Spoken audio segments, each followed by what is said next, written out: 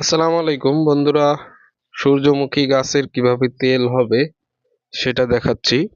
তো এগুলা সূর্যমুখী ফুল সবগুলা শুকায় যাচ্ছে এবং এইগুলা মাড়াই করে পরে তেল বের করা হবে। তা দেখতে থাকেন ভিডিওটা। অনেকজনেই দূর থেকে দেখলে মনে করবে যে এই ফুল গাছগুলা নষ্ট হয়ে গেছে বা মারা গেছে, এমনটা কিন্তু নয় বন্ধুরা। এটা হচ্ছে এই যে সূর্যমুখী গাছ রয়েছে বা ফুল, এটা থেকে মাড়াই করে তেল বের করা হবে, এই জন্য এরকম শুকানো হচ্ছে।